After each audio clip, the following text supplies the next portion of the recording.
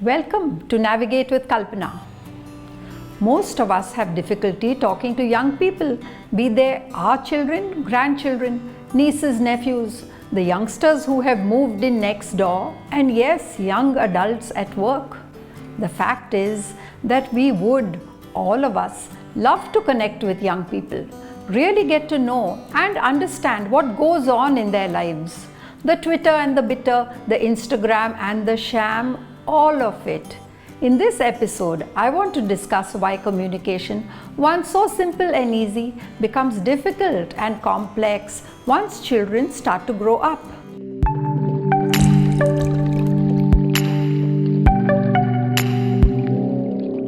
As adults and parents, we become habituated to being directive. Do this, do that, yes, no, now, not now. It is the role of parents to teach and socialize the child. However, as children begin to grow up, they have their own thoughts and opinions. They need to assert themselves, and they start this individuation process first, and rightly so, at home with us. Even as we want our kids to grow up and be persons of consequence and individuals in their own right, we are confused. What happened to the darling that adored us and hung on to our every word? Why do I always have to suddenly start explaining everything now? When people are growing up, they begin to question authority and want their own views to be taken into consideration. There is general discomfort all around. Young adults are opinionated, and that leaves older people confused. Naturally, meaningful communication can be a real struggle. Let me tell you about an incident. A family was on a road trip. The young man, recently graduated with excellent credits from university, was traveling with his parents. He and mom shared the back seat. A school friend of the father also accompanied them. They were both seated in the front. An animated discussion was going on between mother and son. At a pit stop, the friend commented to the mom that she should not allow her son to speak to her so rudely. The mother was taken aback by this comment, as she did not find the conversation rude. She was happy just to be talking to her son. She had not been with him in a long time. She felt that she was finally catching up, trying to understand his thought processes and his take on a wide variety of subjects. They were talking as two equals in a debate.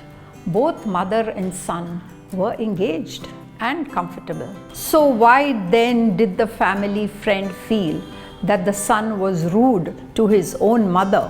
It is possible that the two men in the front felt left out of the conversation. It is also possible that the friend considered the mother too mouthy. Her self-assurance and intellect intimidated him. One of the best and subtle ways in which we can put each other down is by bringing up issues of manners, style, and appropriateness. When we correct someone, we assume the higher position of someone who knows better. The other is in a lower position as they are being corrected. This is a power play we all unconsciously engage in. Making fun of, mimicking, mocking are all put downs, and we are all guilty of using them. The friend was, in a sense, talking down to the mom, implying that she had not done a good job of raising the son. If mom had done as he suggested, she would have ended up talking down to the son, implying that as good as his university credits were, he still had a lot to learn about basic manners. All this is happening in a very subtle way, at an unconscious level. But sometimes it is the small nuances in a conversation that come in the way of closer, better communication. One of the most difficult things for adults and parents to do when talking to young adults is to give up that superior position. It is difficult because it triggers deep within us an awareness of the change of the world order. parents can no longer dominate their children after a certain age. It spells out clearly for us that we are getting old. Should the mother have said something about the rude tone to her son? Yes, if she had noticed it and was offended by it. But this would best be left to talk about at a later, calmer time in a lighter way. For example, with a smile she may say, "You're pretty scary when you talk with so much determination. You may want to tone it down a bit, especially when making new friends."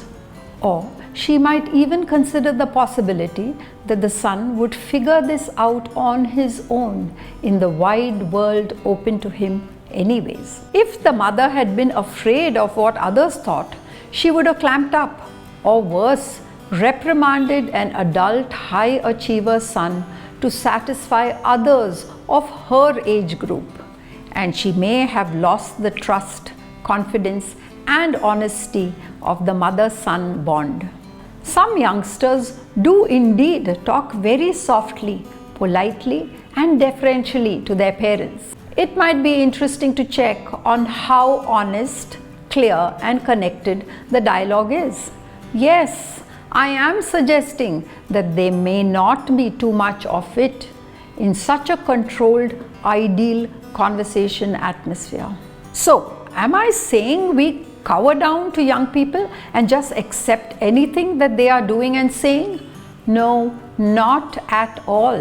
The challenge here for us is to meet them on a level playing field. This is the best way for us to communicate with them, and maybe our only chance to be heard. Thank you for the listen. Do leave your views and comments.